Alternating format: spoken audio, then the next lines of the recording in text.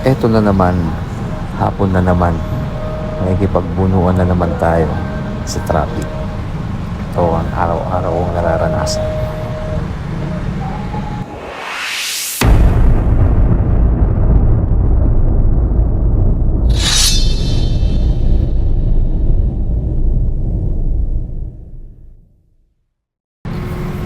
At ayan na nga mga ka-road trip. Hapon na naman. Pauwi na naman tayo.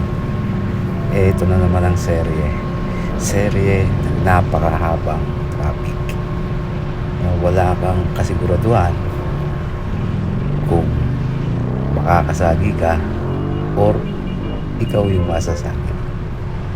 Wala kang ibang gawin kundi magtiwala. So samahan niyo ako sa aking pag-uwi.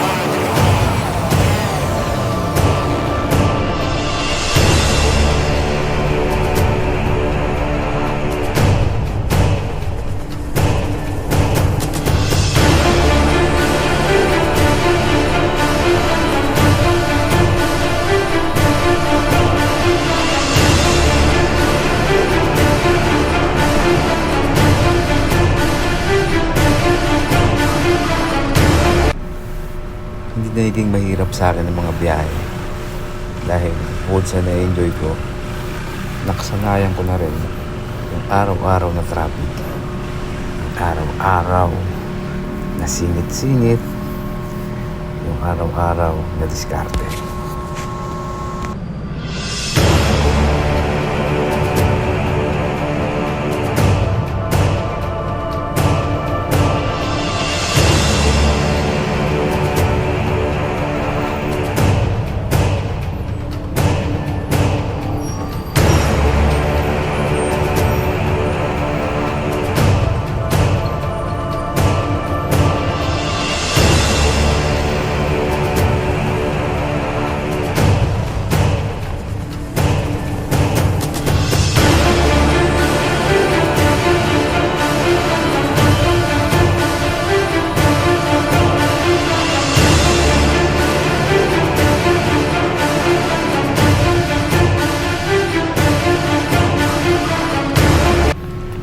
Nakakawala din ng init yung mga pasaway na makikita mo sa daan.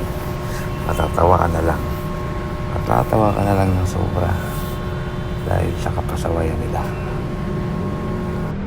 At ito yung mga oras na akala mo karera. Unahan na akala mo maubusan ka ng daan. Pero hindi naman tayo nagmamadali. Chill drive lang, mga ka-road trip. Makakarating din tayo sa paroroon na natin. Enjoyin lang natin yung bawat piga ng silinyador at bato ng mga hangin. Sa punktong to, medyo napapagalan ako. Pero stay lang. Ika nga, chill drive lang. Makakarating din. Pero talagang nakakainig dahil sobrang bagal at yung tipong gustong-gusto mo nang umuwi. Gusto mo nang makapagpahinga. Gusto mo nang ilapat yung mga likod mo. Gusto mo nang ipikit yung mga mata mo para sa panibagong bukas. Road trip na naman. Hanggang dito na lang muna mga ka-road trip. Baka pwede ka naman mag-comment kung taga saan ka para naman malaman ko kung saan nakakarating yung mga video ko para mapuntahan kita. Maraming salamat mga ka-road trip. Enjoy!